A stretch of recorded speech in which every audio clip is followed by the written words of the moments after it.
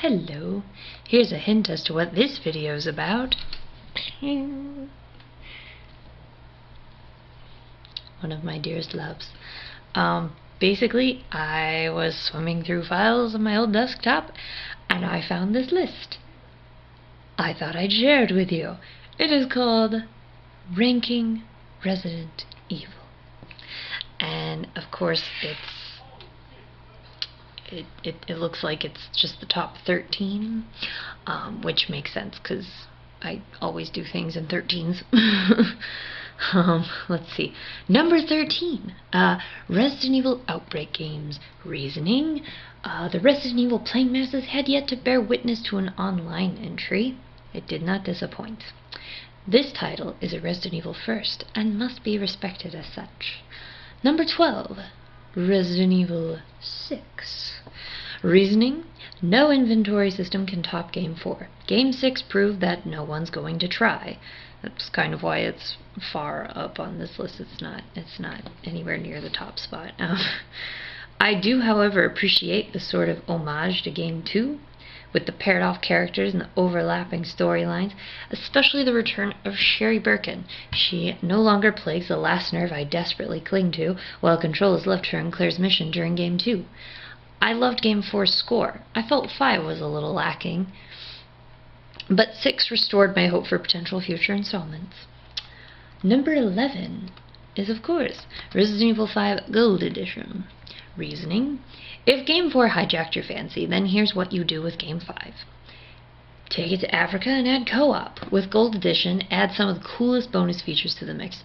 5 holds a small candle to Resident Evil 4, but it is a good alternative when you have to stop yourself from allowing 4 to take over your life, even now after this long. Bottom line, 5 is good. Re-releasing it with the new features and corresponding characters, including the fairest of them all, Jill Valentine, was brilliant. A little evil considering the scenario where you may have just purchased the basic version, but it's just living up to its title.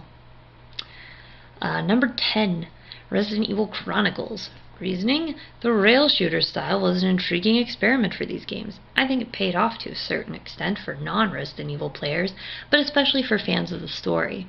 These games allow you to relive favorite moments and learn added backstories previously unknown in the process.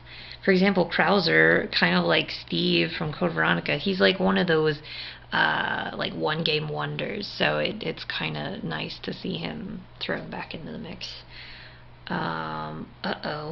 Number 9, Resident Evil Director's Cut. There's no reasoning, but I'm sure I can come up with something off the top of my head. When I think of the times, the way back when, the very first time I played Resident Evil, it was Director's Cut, and just the score versus the original, it's a little more nostalgic for me, but I also think it was a really nice touch. Really, other than some added features, not in the game, but just like extra features like outside of playing the game, it's really not that different. It's basically the same game. They just changed the score, and I love that score. It's probably my favorite. Number 8, Resident Evil 3, Last Escape, or Nemesis. Reasoning, or as I call it, bring your own ammo. How sweet is it that you can create your own ammo for whatever you want, whenever you want. Granted, you have all the necessary means. This game goes hand in hand with Resident Evil 2. Similar puzzles. Both feature pursuer tyrants, and the stories overlap, so play them at the same time. It's okay to do that. Code Veronica, that's number 7. Reasoning, the first to really play with potential for lighting effects in any Resident Evil entry. I know we do see this in a title I'm going to mention a little bit later. But let's just go ahead and, I mean, the game is brilliant. Again, another stellar soundtrack, and I wasn't a big Claire Redfield fan until this game, and of course Steve, one game wonder, he's one of my favorite characters in the franchise as a whole. Moving on, number 6, Resident Evil 0. Wow. Reasoning, bully for prequels, this game will be forever deemed undeniably cool, at least by me. It took switching control between characters to the level of awesome, and I find that it remains unrivaled.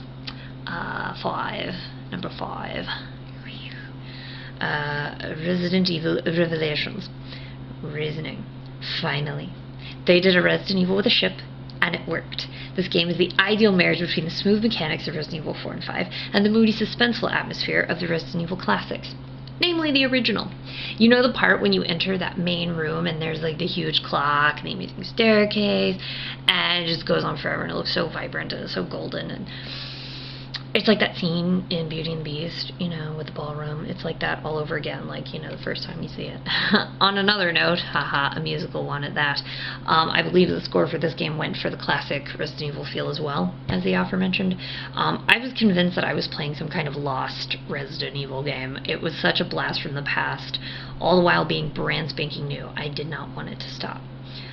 Number 4, Resident Evil. Reasoning? Well, it is the original. This is the one that started it all, but as you can see, that doesn't get you automatically placed at the number 1 slot. I just feel that the remake's expansions here and there beefed it up to what it couldn't be back in the day. But in a word, this game is classic. In all of its Jill-sandwiched, blocky, pixelated glory, it will stand before each incarnation as the standard that all Resident Evils should be built on and played by. Now I'm actually going to save the rest of this list. It's a cliffhanger, because I want to be evil. I want to be Resident Evil. So, oh yeah, and there's also an honorable mention, because I talked about Code Veronica, that there was another game that played with lighting. That one's actually an honorable mention after I do the top 3, so stay tuned.